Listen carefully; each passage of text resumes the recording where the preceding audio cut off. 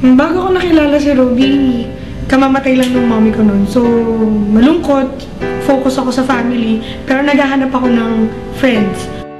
Before kasi, nung wala pa si Brenda sa buhay ko, parang medyo boring, paulit-ulit lang, ginagawa ko, tapos...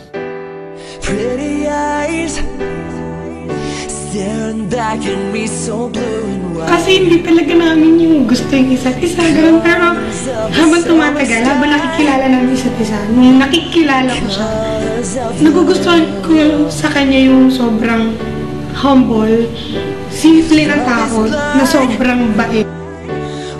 Simula nung nakilala kami, parang natuto ko mag-gym, may nabuwasan ko na yung mga bisyo ko. Tapos, yun, may limitations na ako. Pinipigilan niya na ako sa mga pag-iinom ko minsan.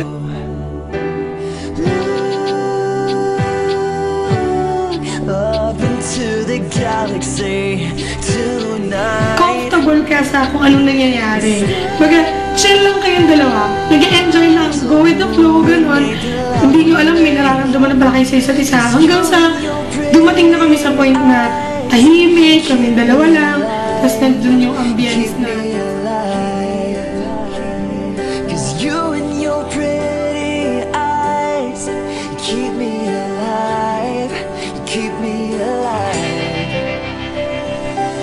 So, ganito nga, doon kami sa may Malapascua Island, sa may Cebu. So, parang doon kami, nag-snorkeling kami, kikita namin mga Japanese shipwreck, tsaka yung mga corals. Si Brenda, sobrang responsible niya, parang gusto ko na siya makasama habang buhay kasi alam ko namang mahal naman niya ako at mahal ko naman siya. Ano ba bang kailangan, di ba? Eh, syempre, saan ba kami hantong? Doon din naman. Mas maganda, at least hanggang ngayon, maaga pa, gagawin na namin, magpakasal na kami. Hi, Tita Gaya!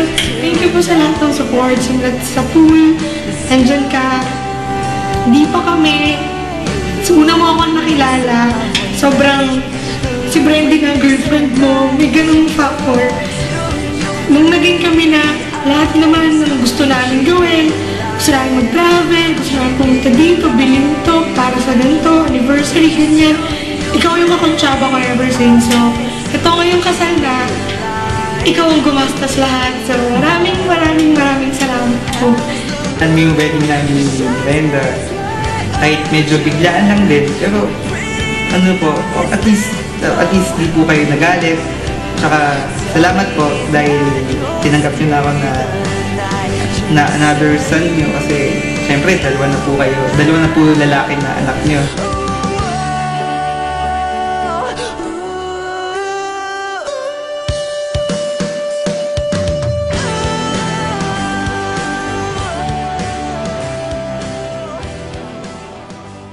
Lahat. Oh, excited na ba kayo? Siyempre. Sa Friday na!